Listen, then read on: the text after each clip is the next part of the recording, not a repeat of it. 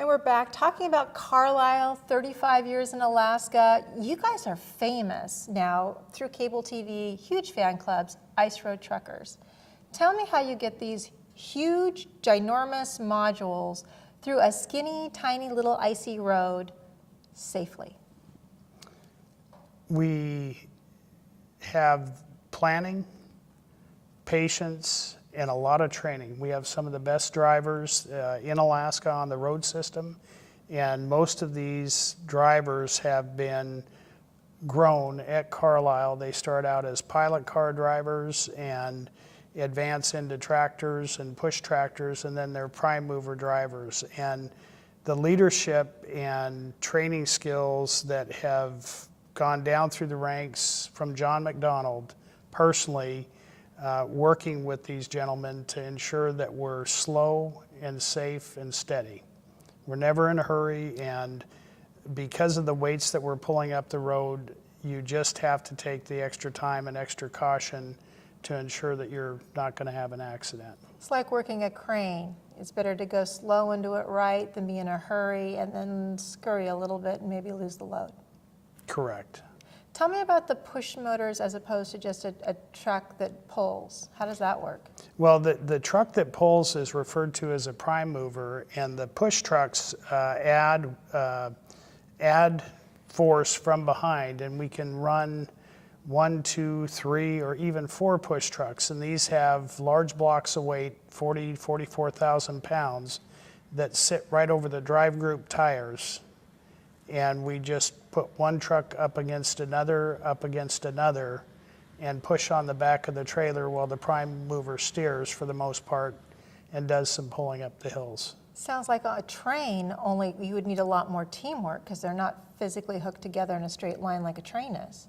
Communication-wise, they're hooked together, and we want to be able to get those trucks away from the trailer if we need to, and it's very much like a train.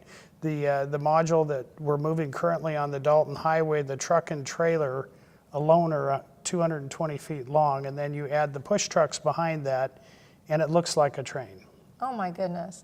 I would imagine that things like going over bridges and through areas that are frozen, you've got to be really careful about your weight distribution.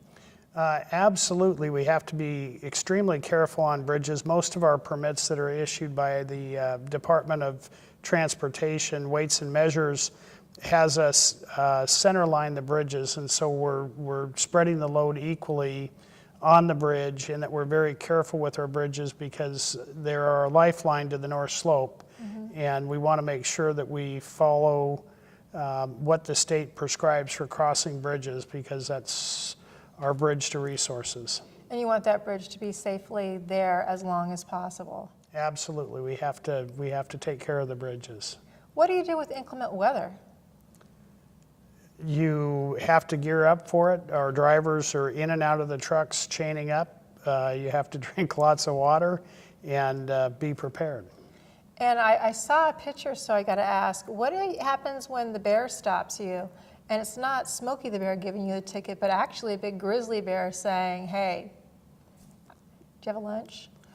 Well, you don't feed the bears, and you stay in your truck and let the bears go about their business, and once the bears get clear, then you leave.